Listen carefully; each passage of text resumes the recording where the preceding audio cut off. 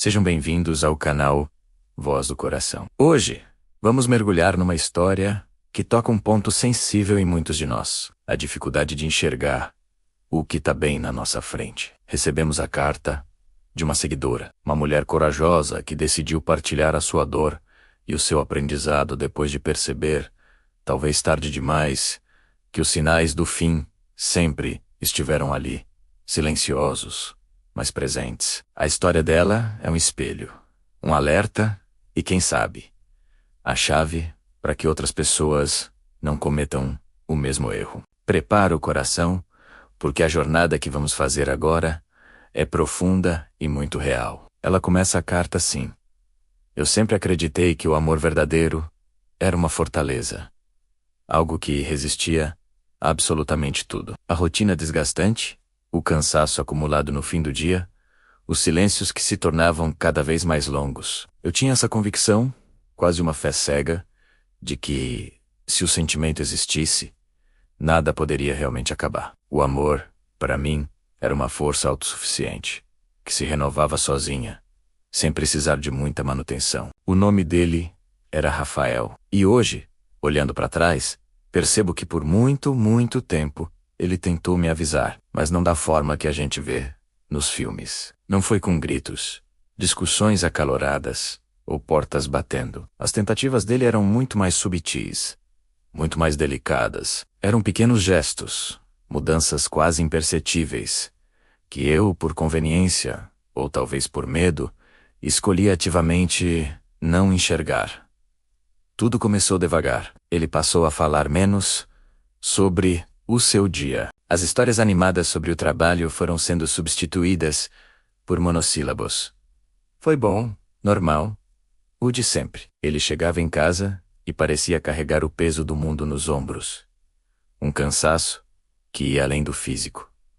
Era um cansaço da alma. E o olhar dele mudou completamente. Ele me olhava como quem ensaiava um discurso importante, como quem queria dizer algo profundo, libertador, mas desistia no meio do caminho, engolindo as palavras, junto com um suspiro. Eu, claro, perguntava: está tudo bem, meu amor? E ele, com uma voz baixa, quase um sussurro, respondia sempre a mesma coisa: sim, está tudo bem. Só estou cansado. E eu aceitava essa resposta. Era mais fácil, mais confortável. Aceitar o sim me poupava do trabalho de ter que insistir, de ter que cavar mais fundo e talvez encontrar algo que eu não estava preparada para ouvir. Era mais simples acreditar na mentira conveniente do que encarar uma verdade dolorosa. Os sinais estavam por toda parte, como pequenas bandeiras vermelhas que eu me recusava a ver. Estavam nas conversas importantes, que eram sempre adiadas, para depois, um depois que nunca chegava. Estavam nos abraços, que antes eram longos e apertados, e que se tornaram curtos, quase protocolares, como se fossem apenas uma obrigação. Estavam no sorriso dele, um sorriso que já não alcançava os olhos. Era apenas um curvar de lábios, uma máscara social para manter as aparências. Mas eu, na minha bolha de negação, dizia a mim mesma: é só uma fase. Todo casal passa por isso. Vai passar. Eu me agarrava a essa ideia como a um bote salva-vidas. Era o meu mantra, para não encarar a realidade de que o nosso barco estava, sim, a afundar lentamente. Eu achava que o tempo por si só curaria tudo, que a nossa história era forte o suficiente para superar qualquer tempestade sem que eu precisasse fazer nada.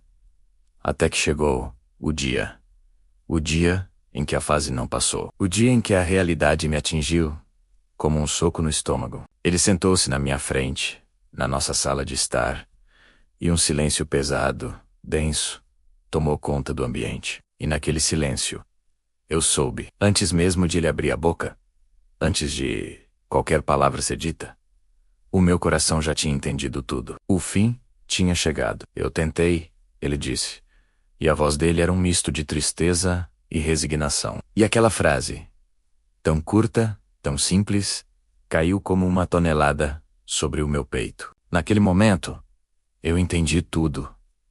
Ele tentou falar sobre o que sentia. Ele tentou mostrar que não estava feliz. Ele tentou ser visto por mim. De verdade. Ele tentou salvar nossa relação. A sua maneira silenciosa. E eu ignorei cada um dos seus pedidos de socorro. A minha maior falha foi acreditar num amor de conto de fadas. Achei que o amor fosse eterno sem precisar de cuidado. Como uma planta de plástico que nunca morre. Achei que a presença dele na minha vida era garantida. Um dado adquirido. Achei que quem ama de verdade sempre espera.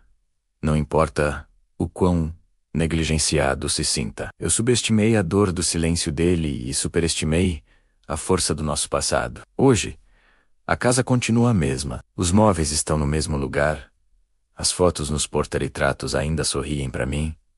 Mas o som é completamente diferente. O silêncio que antes era apenas a ausência de palavras, agora é uma presença ensurdecedora. Porque agora neste silêncio, ecoam todas as respostas que eu não quis ouvir. Cada estou bem que na verdade significava estou a desistir. Cada abraço rápido que gritava estou me a afastar. Cada olhar distante que pedia por favor vê-me. O silêncio dele agora responde tudo. E a resposta é dolorosa,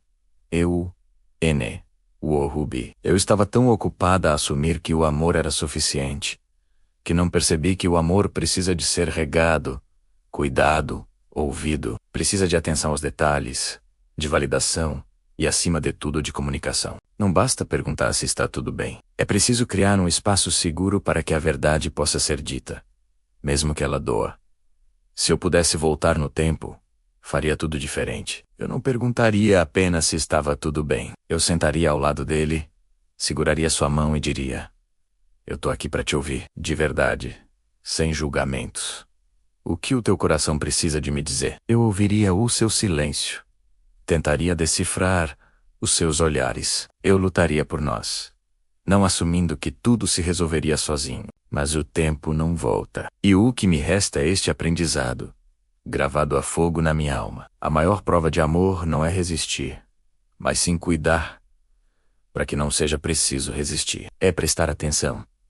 Esta carta é um soco no estômago, não é? Ela obriga-nos a olhar para as nossas próprias relações. Quantos de nós já estivemos no lugar dela? Ou no lugar do Rafael? Quantas vezes ignoramos os pequenos sinais, as mudanças sutis de comportamento, porque era mais fácil acreditar que era só uma fase. A verdade é que as relações não acabam de um dia para o outro. Elas morrem aos poucos, nos pequenos descuidos, nos silêncios não decifrados, nas conversas que nunca acontecem. O grande erro é pensar que o amor é um sentimento passivo. Não é. O amor é um verbo, é ação, é perguntar e realmente querer ouvir a resposta. É notar que o brilho nos olhos do outro diminuiu e fazer algo a respeito. É entender que estou cansado pode ser um código para estou exausto de tentar e não ser visto. A comunicação não é só sobre falar, é sobre a disposição de ouvir o que não é dito. Pense agora na sua vida, nas suas relações.